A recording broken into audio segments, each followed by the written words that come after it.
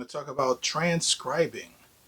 Ironically, the scribing part is the least important part. All right, let's get to it. The first thing I want to talk about in terms of transcribing is that there's basically two schools of thought when it comes to transcribing.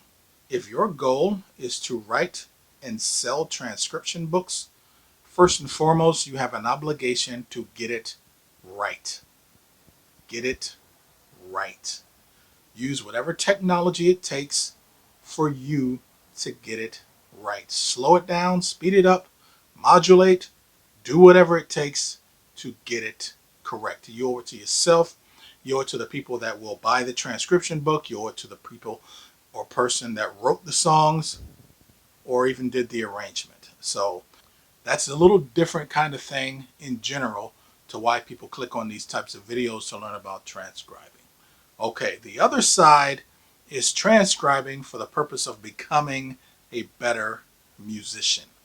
And in this regard, ladies and gentlemen, the scribing part is actually, it's almost irrelevant. What about people that can't read music or can't write music? What do? They still transcribe. What benefit do they get out of it? Same benefit that we get out of it from writing it down. We learn to play by ear. And this is what I'm going to focus on in terms of transcribing in this video. Let's get to it. The most important thing you can do before you actually start writing any of this stuff down is to actually learn it by ear. You have to develop this skill. It takes time.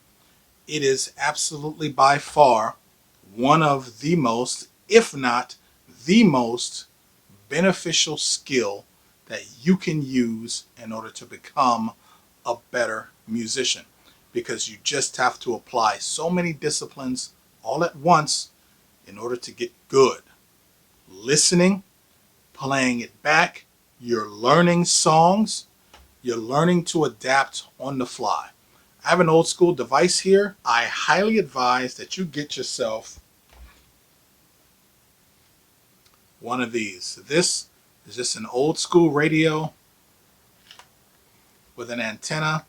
I'm pretty sure I'm going to get flagged if I turn this thing on, but take some batteries in the back. You can probably pick one up on Amazon or whatever, but the worse this is, the better you'll become at transcribing. Just turn it on and put it on any station that will come on. My advice to you is, first and foremost, if you are a jazz guy, avoid the jazz station at first. We want top 40. We want country music. We want these kinds of stations or this kind of music that has a consistently repeating type of melody. Because the first thing we want to do is learn the melody. Having a radio like this isn't going to give you the visual distraction that something like YouTube is going to give you when you're doing something like this. Because I was trying to transcribe some Doja Cat, and let's just say it took a while.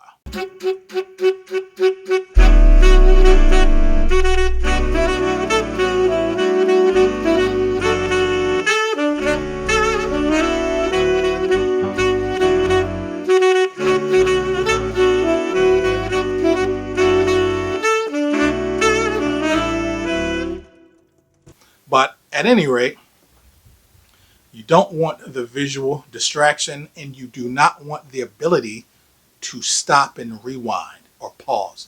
You want to simulate being at a bar or being at some place and you got your horn and somebody's like, hey, come up and play with us. You don't know any of the songs. You never heard any of the songs. You are purely reliant on your ability to hear and go for it. The best way to improvise is to manipulate the melody. Gerald Albright is the master of this. The master of it. It's so nice, especially from the 1990s. He's a little more liberal with what he's doing now, but you check out his stuff from the 1990s and you hear how he's interpreting the melody. Sounds like he's improvising. It's so melodic, makes so much more sense. But the beauty is not being able to stop it. Learn the melody before the song goes off. That's lesson number one. Lesson number two, because we're going to do this with top 40 music, those songs repeat over and over again. You're like, I know this one. I know this melody. Now, let's listen to the bass. You ain't going to get some bass out of something like this. So in that regard, put some headphones on, and then you can get some bass out of it. After you learn the bass, now you want to learn those little inner parts, the little background vocals, all that kind of stuff first when you are transcribing. Now, I'm telling you right now, 15 minutes will get you about 3 or 4 pop songs, and that's all you need in order to start. You're going to get really, really good at this very, very quickly. There was this commercial that was out. You can't eat just one. It's like you can't do just 15 minutes because you wind up not even associating, oh, whether I like the song or not, it's irrelevant. Can I learn this song before it goes off? You are learning to play by ear. This is the way we're supposed to be learning. Not supposed to be learning this stuff out of real books, which are very, very helpful, but we're supposed to be like, oh, you got a recording of that? You listen to the recording and then you play. And then you remember the song based on how it sounds and not what it looks like. This is really important to use your ears to learn music and not your eyes. I am not disparaging being able to read music. That's not what I'm saying. What I'm saying is that your ears are much better at remembering than your eyes are when it comes to music, this auditory art form. Your brain has to process visually what kind of text the title was written in. How many staves are actually on a page, what page number was there, what keys, signature symbols and stuff. That is all useless information when it comes to learning songs. You just want the music. So bypass all of that. Learn to use your ear to do music.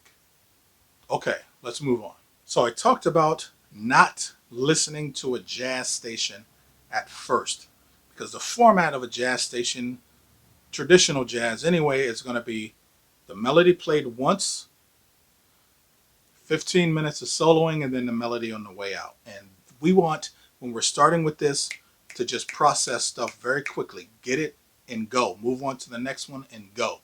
Do not stop and rewind. Do not slow it down. Don't do any of that.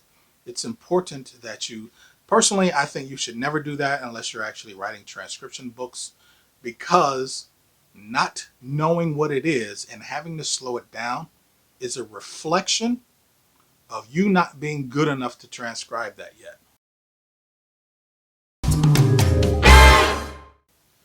It is so much more important that you get it wrong and finish it than spending all this time nitpicking, trying to figure out whether it's right or not. Just move on.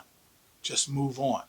Most of the stuff that I transcribe now is stuff from like cartoons, little interlude stuff, like little background Star Wars stuff, TV show themes. I mean, some of that stuff is just absolutely fantastic. Some of it can stand on its own, but that's where I'm at now in terms of transcribing. Now, every now and then I'll hear somebody like Gene Ammons play a blues solo that nobody really knows, and I'm just like, oh, yeah, I got to sit down with that one. So I'll just sit down with it, and just before I write any of it down, I'm going to make sure that I can play the whole thing, note for note, inflections, vibrato. When he breathes, I want to breathe at the same time. I want to make sure I got all of that filed. Then I'll go write it down. I won't even need to listen to it when I'm writing it down because I just have it learned. That's how we're supposed to do this. The actual scribing part of transcribing is very, very secondary. That's just something that, oh, I remember that. Let me come back to that thing. But then again, what about the people that can't read music? What do? They listen to it one time and then they have it. So I don't put a whole lot of emphasis on the actual scribing part. Obviously, if you're in college, you're going to need to write that down so your teachers can grade it. Like, I'm not saying don't do that. I'm just saying before you do that, because that's going to be part of your assignment, make sure you got yourself one of these. Or at the very least, take your computer, turn it around, and just put it on autoplay. Transcribe the music from the commercials also. All the same process. Transcribe all of that. At first, don't write any of it down because you're not doing yourself any favors by stopping that flow at first. Once you start to get really familiar with this, you're going to find that you can listen to a song a lot longer before you even need to write stuff down. I don't need to write down the chord changes to a blues or rhythm changes. This is ridiculous. I just, you hear it, oh, it's blues, rhythm changes. Same chord changes as autumn leaves. Oh, that's the same chord changes as all the things you are. So there you go, ladies and gentlemen. That's my 2 cents on transcribing. I have some stuff that I'm working on that's definitely outside of the jazz realm.